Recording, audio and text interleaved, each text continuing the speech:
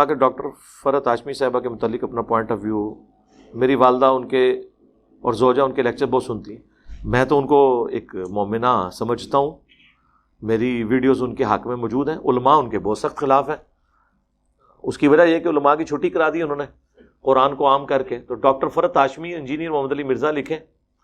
میری ویڈیو کھل جائے گی، میری ایک ویڈیو یوٹیوب کے اوپر ہے، مولانا مودودی کی 2 کرامتیں، ڈاکٹر اسرار اور ڈاکٹر فرحت ہاشمی، یہ دونوں مودودی صاحب کی کرامتیں ہیں۔ ڈاکٹر اسرار صاحب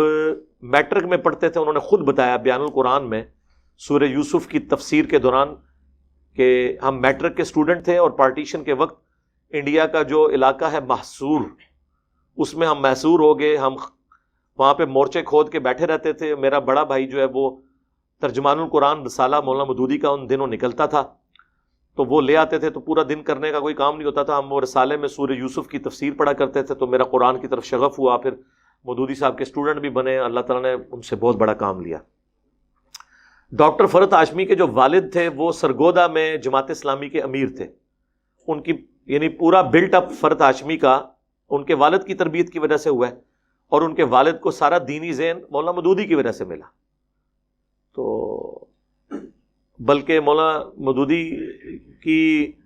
یہ کنٹریبیوشن ان کی وفات کے بعد کئی لوگوں تک پہنچی ہے۔ ڈاکٹر ابو امینہ بلال فلپس،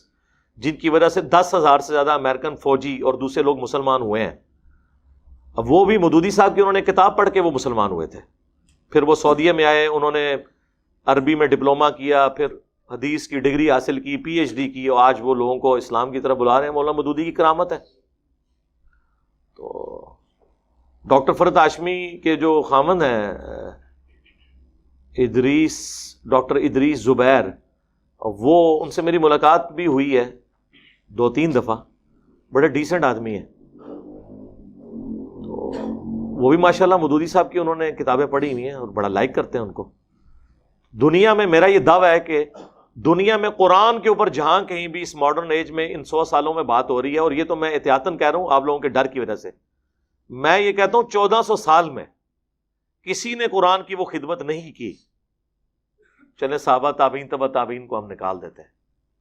جو مودودی صاحب نے کی ہے۔